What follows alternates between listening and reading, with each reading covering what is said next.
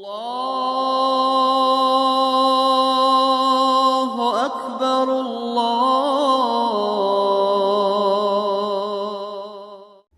Bismillahirrahmanirrahim. Assalamualaikum warahmatullahi wabarakatuh. Innal hamdalillah nahmaduhu wa nasta'inuhu wa na'udzu billahi min syururina anfusina wa min sayyiati a'malina. Man yahdihillahu fala mudhillalah wa may yudhlilhu fala hadiyalah. Asyhadu an la ilaha illallah wa asyhadu anna Muhammadan abduhu wa rasuluh. Anak-anakku yang semoga Allah rahmati, alhamdulillah hari ini dipertemukan kembali oleh Allah dalam majelis ilmu yang insya Allah akan mengingatkan kita kepada Allah Subhanahu wa Ta'ala. Alhamdulillah kita masih bisa dipertemukan yang insya Allah yang akan menjadikan kita mulia di dunia dan juga di akhirat. Salawat serta salam kita sampaikan kepada Nabi Muhammad Sallallahu Alaihi Wasallam. Dalam kultum hari ini, Ibu akan membahas masalah pertemanan. Persahabatan dan pertemanan adalah masalah yang sangat penting, terutama bagi para pemuda. Pemuda harus tahu bagaimana bersahabat yang sesuai dengan syariat. Harus tahu bagaimana persahabatan itu bisa langgeng hingga ke surganya Allah. Masalah persahabatan ini sangat penting bagi kita karena pengaruhnya sangat besar sekali dalam kehidupan kita. Oleh karenanya dalam pepatah Arab mengatakan as-sahib sahib. Seorang sahabat akan menggeret sahabatnya. Sahabat akan berpengaruh besar pada teman-temannya.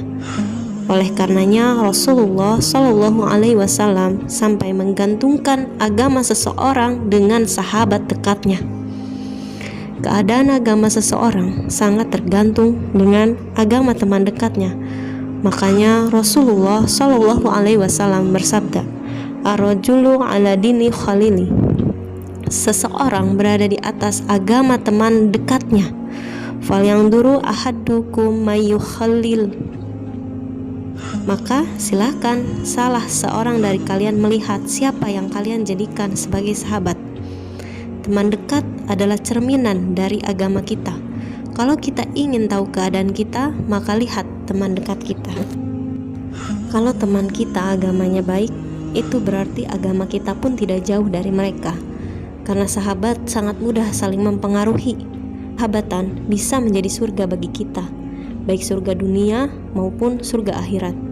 Di dunia, teman yang baik akan menjadikan kita mulia, akan menjadikan kehidupan kita bahagia.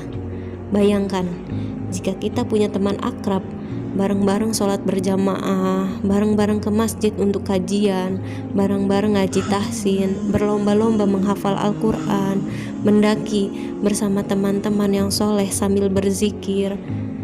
Teman yang baik ini, teman yang soleh seperti ini akan menjadi syafaat di akhirat kelak.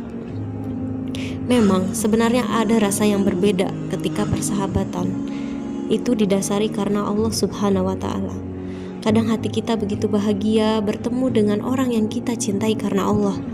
Makanya sebagaimana disebutkan oleh Rasulullah Shallallahu Alaihi Wasallam, ada 3 sifat yang apabila ada pada diri seseorang maka dia akan mendapati manisnya keimanan. Yang pertama, apabila seseorang bisa mencintai Allah dan Rasulnya melebihi cintanya dia kepada siapapun. Kedua, apabila kita mencintai seseorang kecuali karena alasannya adalah Allah Subhanahu wa Ta'ala. Dan yang ketiga adalah ketika seseorang benci dengan kekufuran sebagaimana dia benci dengan api neraka. Seorang sahabat yang akrab ketika melihat sahabatnya, ia akan menasehatkan berusaha memperbaikinya. Seorang sahabat yang akrab ketika melihat sahabatnya melakukan kesalahan, ia akan menasehati, ia akan berusaha memperbaikinya. Dan sahabatnya tersebut akan selalu berhusnuzon kepada sahabatnya. Ketika dinasehati, ia akan selalu bersyukur.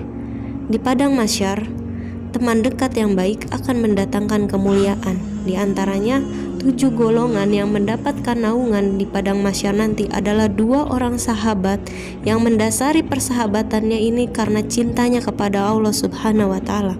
Mereka berkumpul karena Allah dan berpisah pun karena Allah Subhanahu wa Ta'ala.